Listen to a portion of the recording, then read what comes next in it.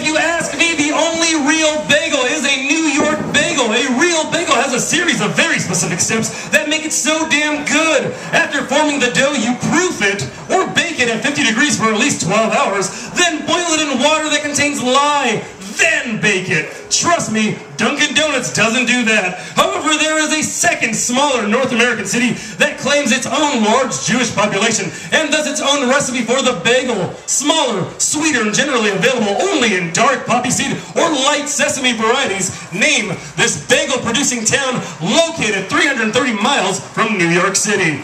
Montreal! Yeah, Montreal! I'm outside of a Semi-Tom Bagel Shop here in Mile End in Montreal. They do that. Here's the sesame. Oh, it's hot. Legendary. I'm just neighbor Mora. This is Exploring Mora. Let's do this.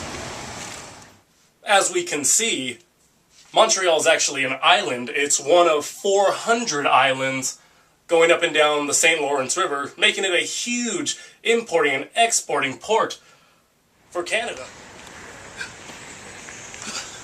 Alright, so I'm here climbing Mount Royal, which is not quite a mountain, it's actually a volcano, but it's dormant after all these years, or as they say here, dormant.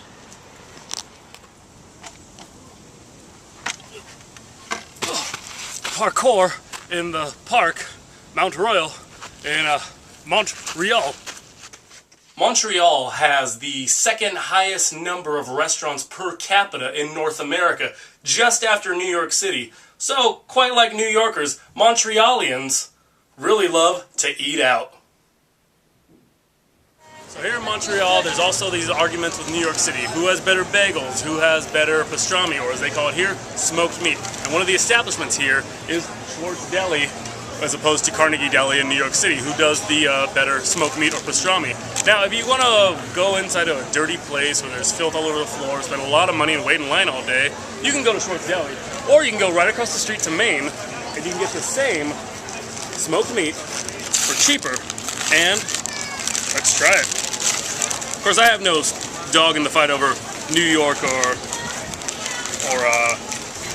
Montreal smoked meat, because like any true patron, I love my smoked meat from Subway sandwiches.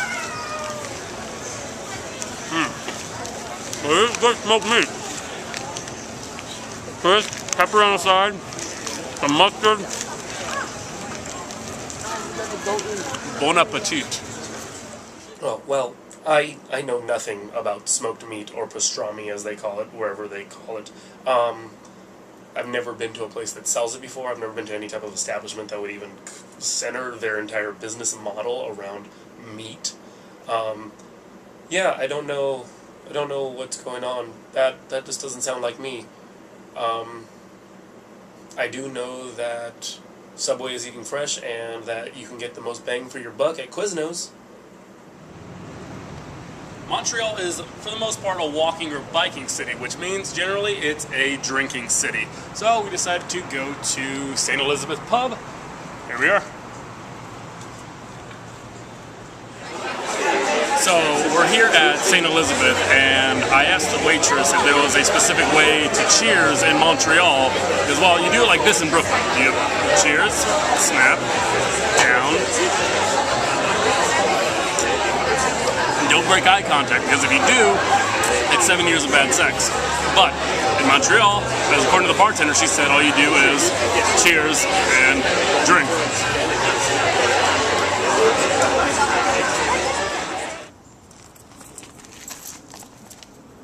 Parkour!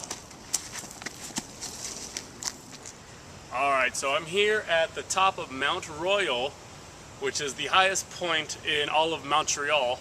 And this is where they have CF, and CTF, which is their radio and television transmitter.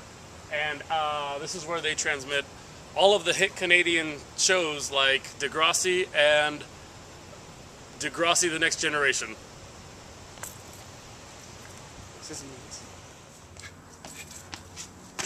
Parkour! So, on October 2nd, 1535, Jacques Cartier, discoverer of Canada, climbed this mountain under the guidance of the Indians of the village of Hochelaga.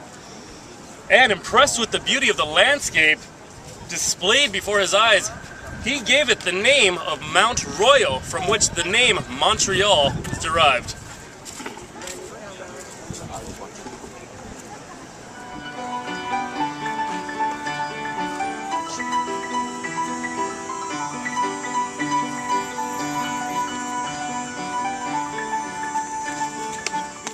Hello, bonjour.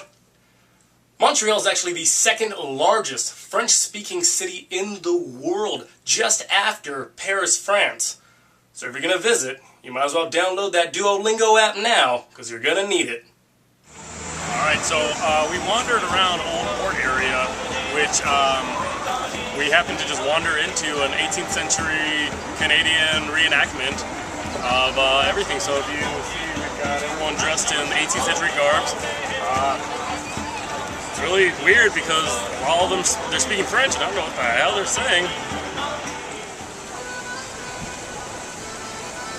One of the things to remember about Montreal is that it was first French discovered and settled before going over to the British.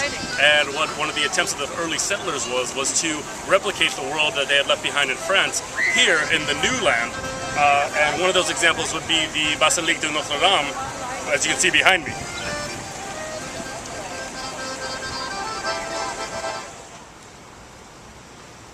I'm here in the Mile End neighborhood of Montreal, which is reminiscent of either the Crown Heights or Bushwick neighborhoods of Brooklyn, in which it's gentrifying very quickly.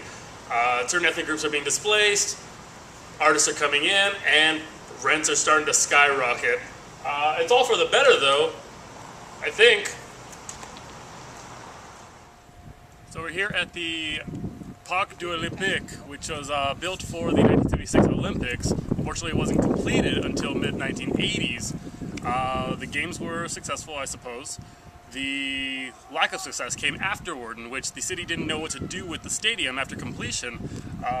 There were no major sports teams to play, so they added planetariums, movie theaters, arboretums, biodomes, all of that, and the appeal is really just tourism now.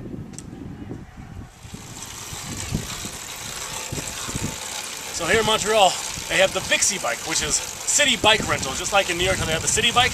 Only thing, if you don't want to take the bike out and rent it for a certain amount of time, you still get the free spin class part of it. Kill that bird.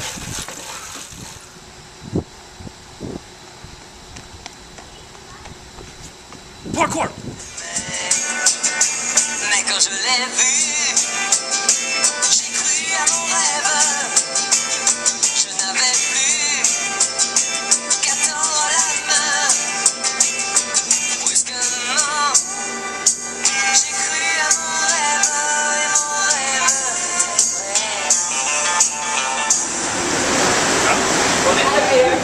We decided to take the metro, which is called the Opus, which I think OPUS metro. It's a lot cleaner than NYC's, and our company's masturbating, so I think we're good. So here in Canada, they have universal health care, but along with the services comes the workload, which is why it's universal also. That's why it's not uncommon to see a child working in a hospital. And here we are. We've reached the high point or low point, we'll find out, of the trip, which is our Patine. And I've been told and advised to come to one place, which is La Banquise, over here in the Plateau district. And this is the civic, state, national jewel in their culinary scene. I rarely do city dishes. I didn't do a cheesesteak in Philly. I don't do pizza in Brooklyn. But here we go.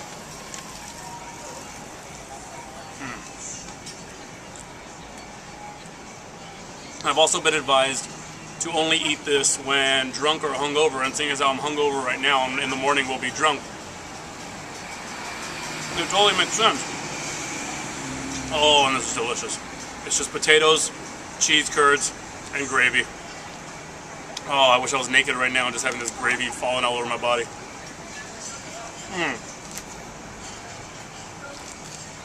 Delicious. That was Montreal. The culture was amazing, the food was delicious, the transportation was fun. It's North American, it's European, it's great. I wouldn't mind living here, it's just I don't primarily speak the language, just like in New York City. For Exploring Mora, I'm Justin David Mora. Thanks for watching.